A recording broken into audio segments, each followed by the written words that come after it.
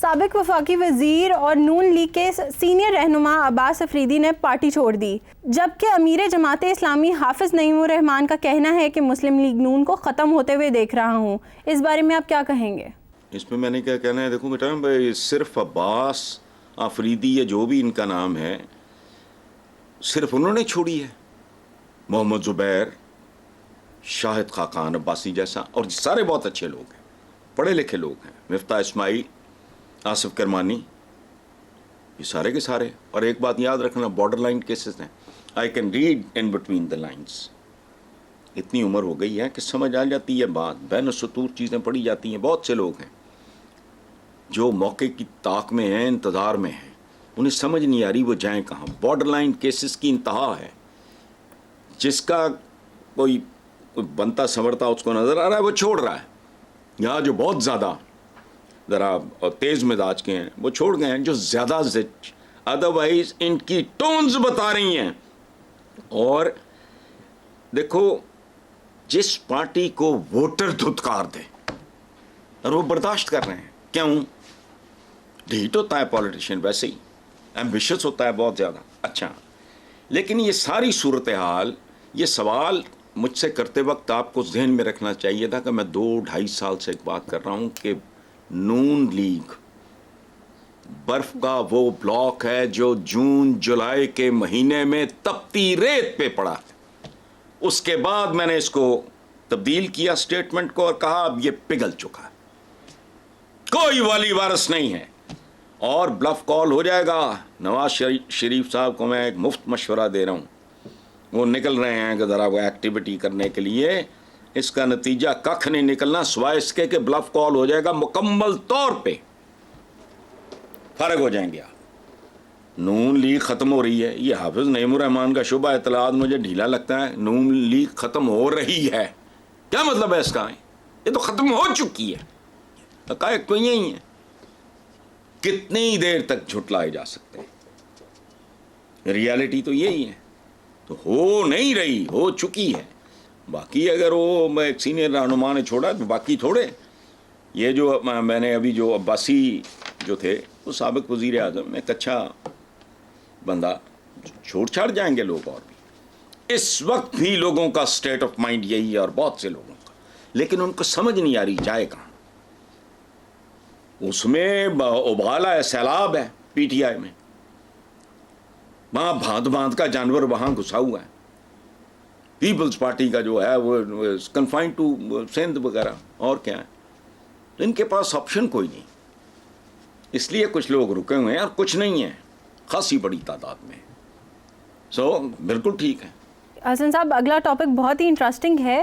Economist intelligence unit کی list کے مطابق دنیا بھر میں رہائش کے لیے بہترین 173 سٹیز ہیں، جس میں سے کراچی 169 نمبر پر آتا ہے، یعنی باٹم سے 4 نمبر پہ۔ پہلے نمبر پر ویانا، دوسرے نمبر پر کوپن ہیگن اور تیسرے نمبر پر زیورخ۔ اس پہ آپ کچھ اضافہ کرنا چاہیں گے؟ میں نے اس بارے میں کیا کہنا ہے، تھوڑی سی وضاحت ہے تاکہ ہمارا عام جو ویور ہے وہ سمجھ سکے کہ دنیا بھر میں رہائش کے لیے بہترین 171 شہروں میں پاکستان کا ایک شہر، وہ بھی کراچی، 169ویں نمبر پہ، حالانکہ کراچی والے اس کے ساتھ ایگری نہیں کریں گے۔ مجھے نہیں پتا کہ پیرامیٹرز کیا تھے اس یونٹ نے جس نے یہ سارا کچھ کیا ہے۔ ظاہر ہے وہ دیانتدار لوگ ہیں، وہ اس طرح ڈنڈیاں نہیں مارتے قدم قدم پہ، نہ وہ ہوچے ہیں نہ وہ چھچورے ہیں کہ اس طرح کی حرکت بھی کریں جو صاف پکڑی جائے۔ ان کے پاس کوئی ریزن لاجک ہوگی، میں نہیں جانتا۔ پیرامیٹرز کیا ہیں میں اس سے واقف نہیں ہوں۔ کراچی کے تو مجھے تو چند دوستوں نے یہ بات کی کو تو میں نام لے دیتا ہوں کہ چند پوش ایریاز کو چھوڑ کے گندگی، غلاظت کے ڈھیر، سڑکیں تباہ حال، ابلتے ہوئے گندے نالے اور گٹر، اوپر سے رات چلتے ڈکیتیاں، اخبارات میں پڑھتے نہیں، لیکن کمال ہے کہ نچلی طرف سے 4تھا نمبر ہے ہمارا۔ آگے چلتے ہیں۔ تبت کے روحانی رہنما دلائی لاما گھٹنے کے علاج کے لیے نیو یارک پہنچ گئے۔ سینکڑوں پیروکار اپنے روحانی پیشوا کی ایک جھلک دیکھنے کو جمع ہو گئے۔ دیکھو، اپنا عقیدہ ہر ایک کو پیارا ہوتا ہے، عقیدہ چیز ہی ایسی ہے، یہ عقل سے ماورا چیز ہے، لیکن ساری دنیا کے انسانوں کو اور خاص طور پہ میرے پاکستانی بھائیوں کو سوچنا چاہیے کہ وہ اللہ کے بندوں کوئی علامہ ہو یا لامہ ہو، تکلیف ہوتی ہے تو وہاں کیا ہے تمہارے پلے؟ لامے اور علامے باتیں سن لو، اپنے پلے ککھ نہیں، ہتھیار بھی ان کے، اوزار بھی ان کے، دوائیں بھی ان کی، غبط و غذائیں بھی ان کی. تو یہ مہذب دنیا، ترقی یافتہ دنیا نے علم، عقل اور علاج ہر چیز کا ٹھیکہ لیا ہوا ہے. اس کے بارے میں ہم اپنے لوگوں کو بیوقوف بجائے اس کے کہ ان کو جھنجھوڑیں، ان کو احساس دلائیں، لیکن ہم چاہتے ہیں یہ مردہ رہیں. ہم زندہ قوم ہیں کا نعرہ لگا کے اس لیے تاکہ یہ مردہ رہیں، ان کے اندر کوئی آگ نہ، پازیٹیو آگ نیگیٹو ہی نہیں ہوتی. جس طرح ایٹمی طاقت اس کا تو استعمال ہے، ہتھیار کا بھی ڈاکو کے پاس ہو اور ہیں ہتھیار ہی ہوتے ہیں نا جو آپریشن سرجری میں استعمال، ڈاکٹر کے پاس ہو تو وہ اور ہے، ڈاکو کے پاس ہو تو وہی نشتر کوئی اور کام آئے گا. سو بنیادی طور پہ سوچنا اس میں یہ ہے، منہٹن کے باہر اگر اکٹھے ہو گیا روحانی پیشوا دیکھنے تو روحانی پیشوے دیکھتے رہو، لیکن جو اصلی تصویر ہے اپنی وہ بھی دیکھو. مجھے آبویسلی مجھے دلائی لاما ان لوگوں کے ساتھ مجھے کیا دلچسپی ہو سکتی ہے؟ تو ٹھیک ہے، دلائی لاما صاحب کو درشن کرتے رہے ان کے بیٹھ کے، ہم تھوڑے درشن کرتے ہیں صبح دوپہر شام. کیسا کیسا چہرہ ہوتا ہے، کیسی کیسی باتیں کر رہے ہوتے ہیں، کیسے کیسے حلیے ہوتے ہیں ان کے. درشنوں سے پیٹ بھرو، رکت آمیز دعائیں، گریہ وداری، کیا ہے یہ؟ اعمال دیکھو، ورنہ یہی کچھ ہوگا. چلیں آپ. امریکی قرارداد پر نون لیگ اور پیپلز پارٹی کے رہنماؤں نے رد عمل دیتے ہوئے کہا کہ امریکہ پہلے اپنے الیکشن شفاف بنائے، امریکی قرارداد سے کوئی فرق نہیں پڑتا، امریکہ کو ہماری اندرونی معاملات میں مداخلت کا کوئی حق نہیں. کچھ لوگوں نے تو یہ تک کہہ دیا حسن صاحب کہ ہمارے حالات سے واقف نہیں. اس پہ آپ کی کیا رائے ہے؟ میری رائے اس پہ کیا ہونی ہے جی کہ پہلے تو بات یہ ہے کہ تاریخ سمجھ لیں اپنی اور امریکہ کے تعلق کی. پاکستان بننے کے بعد ایک آفر سوویت یونین کی طرف سے تھی، انہوں نے ان کو بلایا نہیں تھا، کوئی انویٹیشن نہیں دیا تھا، یہ ان کو چھوڑ کے ادھر بھاگے. اس کے بعد پھر ایک زمانے میں گندم کی بھیک لیتے رہے ان سے. 2 ہاتھ ہوتے تھے، مجھے آج بھی یاد ہے، وہ اسکول گوئنگ کڈ، ایک پہ امریکن فلیگ، ایک کے کف پہ ہوتا تھا، ایک پہ پاکستانی. تو اس وقت پاکستانی امریکن بھائی تھے، جیسے آج کل ماشاءاللہ چائنا کے ساتھ ہماری دوستی پہاڑوں سے اونچی ہے اور سمندروں سے گہری ہے اور شہد سے میٹھی ہے، تب یہ تھی. اچھا، اگلا ایک لمبی چھلانگ مار کے آگے چلتے ہیں. فیلڈ مارشل ایوب خان جو تقریباً 10 سال حکمران رہے، ان کی کتاب دیکھو آپ، فرینڈز ناٹ ماسٹرز، تو آپ کو پتہ لگ جائے گا ڈے 1 سے آپ کا ان کے ساتھ تعلق کس نوعیت کا تھا.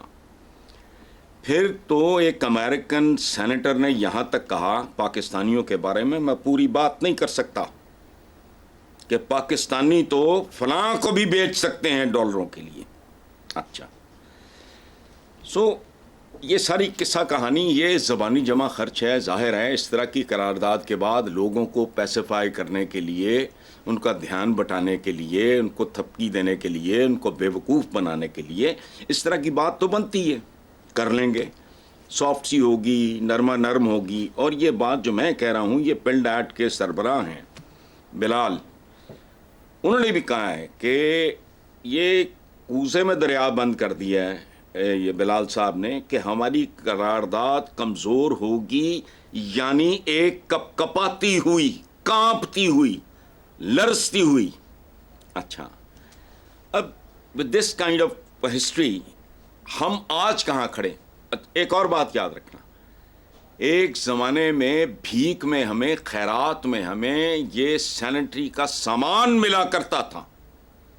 ایسٹ پاکستانیز کے جو منسٹرز تھے انہوں نے کہا کہ ہمیں بھی تھوڑا سا دے دو، اور پاکستان کے جو مچھندر تھے، M N As, M P As, بڑے بڑے گاٹوں اور توندوں والے، انہوں نے مذاق اڑایا. اور یہ کہاں سے میں نے یہ پڑھا ہے، وہ ہے قدرت اللہ شہاب کی کتاب، ان کی آپ بیتی ہے. وہ آپ دیکھ لو، آپ کو پتہ لگ جائے گا۔ اچھا، جس نے یہ ہوائی چھوڑی ہے کہ وہ ہمارے حالات سے واقف نہیں، وہ 100% درست ہے۔ امریکنز نے ایک ایکڈیمک سی بات کی ہے، ان کو ایگزیکٹلی نہیں پتا۔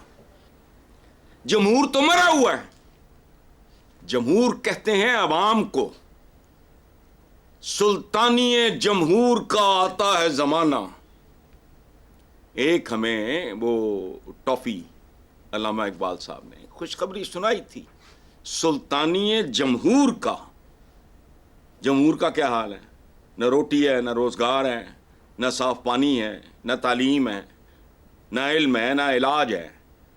سو جمہوریت، امریکنز کو اس بات کا اندازہ نہیں۔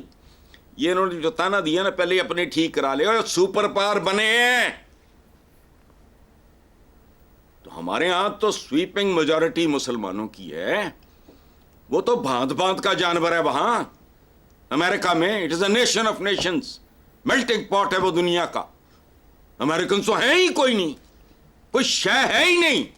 کوئی اسپینش امریکن ہے، کوئی اسکاٹش امریکن ہے، کوئی جرمن امریکن ہے، کوئی اٹیلین امریکن ہے، کوئی چائنیز امریکن ہے۔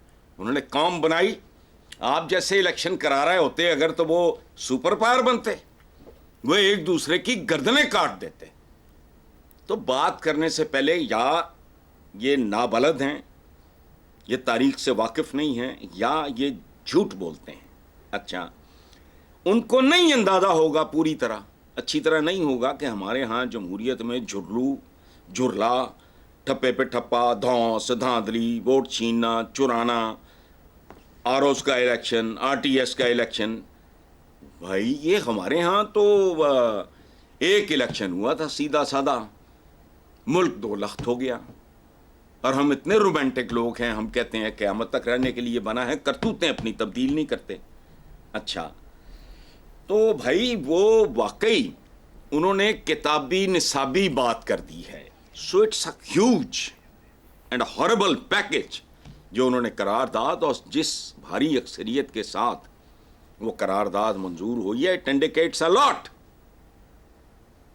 میں نے اس پہ کیا تبصرہ کرنا ہے بھائی، ہم سب لوگ واقف نہیں ہیں اس بات سے۔ کیسا ایک عجیب و غریب ملک ہے۔ جب سے میں نے ہوش سنبھالا ہے 2-3 خاندانوں کے علاوہ بندہ ہی کوئی نہیں، باقی جو ہیں ان کے نائبین ہیں۔ وہ عوام کا کوئی رولا نہیں ہے۔ یہ وہ طبقات ہیں جنہوں نے کوئی کبھی ڈھنگ کا آدمی پیدا نہیں کیا، نہ کو بڑا پینٹر، نہ کو بڑا شاعر، نہ کو بڑا ادیب، نہ کو بڑا سائنٹسٹ، نہ کو بڑا ڈاکٹر، نہ کوئی بڑا انجینئر۔ یہ پیدا ہوتے ہیں اسمبلیز میں جانے کے لیے۔ نتیجہ دیکھو، بات سنو، ساری باتیں ایک طرف رکھ کے ہمیں یہ سوچنا چاہیے کہ 76 سال کے بعد یہ ملک جتنی قربانیاں، اور یہ اور وہ قائد تو لیڈ کر رہے تھے نا، قربانیاں تو لوگوں نے دیں۔